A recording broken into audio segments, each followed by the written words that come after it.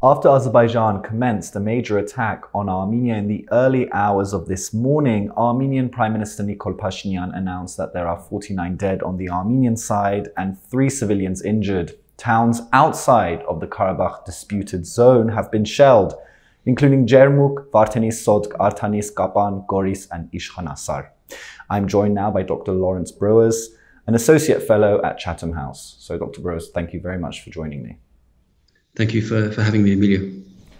Firstly, as I mentioned, the current fighting is taking place outside of Nagorno-Karabakh, outside the disputed former conflict zone. In fact, Karabakh authorities are saying that the situation in Karabakh is relatively calm, as opposed to the border areas of Armenia proper, which is being described as extremely tense. So why is this significant? Why is the geography of what's going on significant?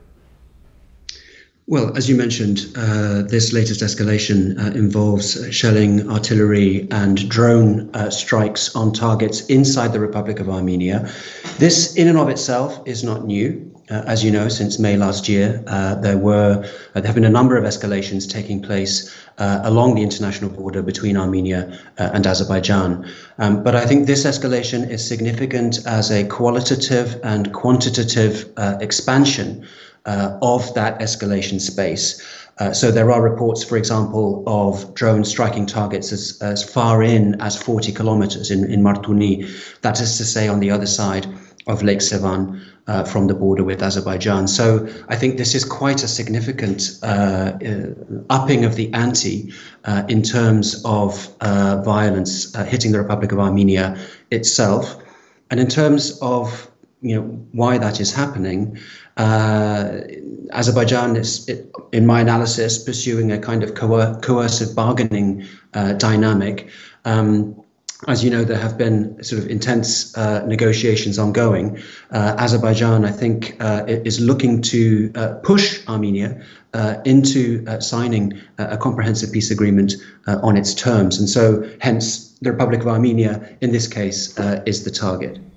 I mean, this escalation, this fighting is taking place just after the Russian front seemingly collapsed in the Kharkiv Oblast in Ukraine, where in the past week, Ukrainian forces have made significant advances. You spoke a bit about this on Twitter, but can you tell me why you think there is a connection between what's happening in Ukraine and what's happening now between Armenia and Azerbaijan? Well, I mean, I think what we're seeing in the South Caucasus is the emergence and consolidation of a double vacuum. The first vacuum is a normative one. What we've seen over recent years is the increasing weakness and decline of multilateral institutions and of multilateral mediation formats. As you know, during the Second Karabakh War in 2020, the OSCE's Minsk group was very much sidelined, and it hasn't been able to reconstitute itself. So we have far reduced constraints on the use of force. Now, in that context, we see the emergence of a second vacuum. This is a security vacuum.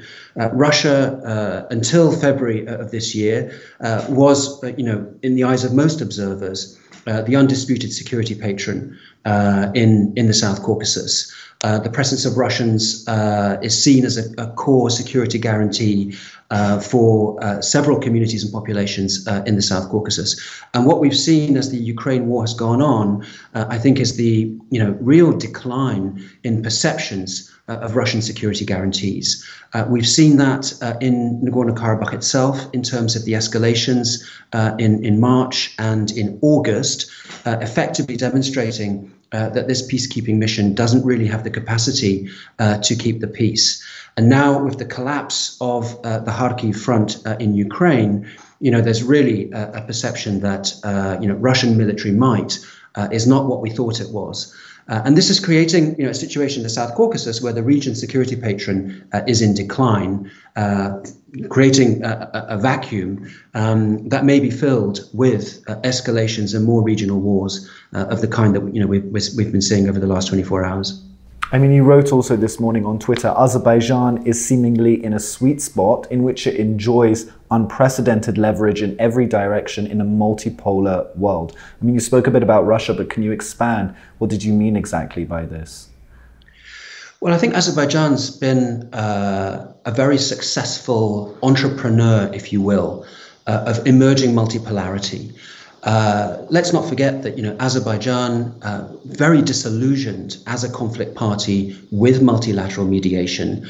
Azerbaijan has been quite emphatic in rejecting any revival or reconstitution of the Minsk group, and effectively saw the Minsk group as a kind of a pressure mechanism inducing it to agree to the secession of Nagorno-Karabakh. Now, Azerbaijan, I think, has read the signs of emerging multipolarity. It has developed a kind of a foreign policy where it is friendly with all geopolitical poles, at the same time as rejecting membership of any specific geopolitical blocs. And it's had the structural autonomy to do that due to its oil and gas reserves. Now, in the context of the war in Ukraine, Azerbaijan has become much more important to Russia. Russia is now, of course, seeking alternative routes and connectivity to other parts of the world now that its relations with Europe are effectively broken. Azerbaijan has a key role to play in the north-south transport corridor connecting with Iran and with Asia.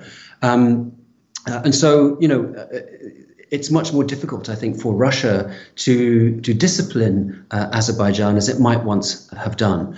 Azerbaijan's also cultivated, of course, its relationship with Turkey, and it can lean into Turkish power and influence when it needs to. At the same time, I think we see that Azerbaijan also has growing leverage with the European Union. We've seen that in the agreement in July, which foresaw the doubling of Azerbaijani gas supplies to Europe. President of the Commission, Ursula von der Leyen, talking about Azerbaijan as a reliable partner.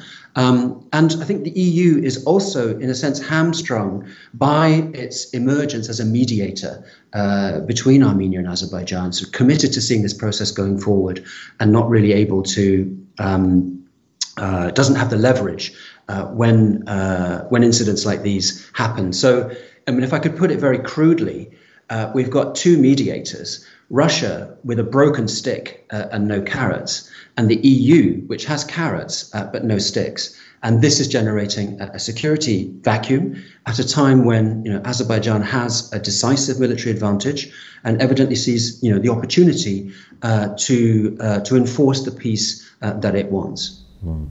And Russia had announced a ceasefire, but there are some Armenian officials now saying that the fighting is still continuing. But even if a ceasefire were to eventually materialize, would you be surprised if in the future other events similar to this take place?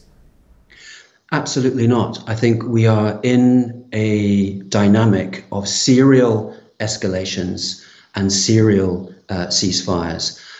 So even if a ceasefire does take hold, and I would anticipate that one will take hold, we know that this issue has been brought up with the Collective Security Treaty Organization, with the United Nations Security Council, but we're in a world of multilateral collapse. I don't think we can expect that much from multilateral institutions. So, in this context, constraints on the use of force have diminished dramatically.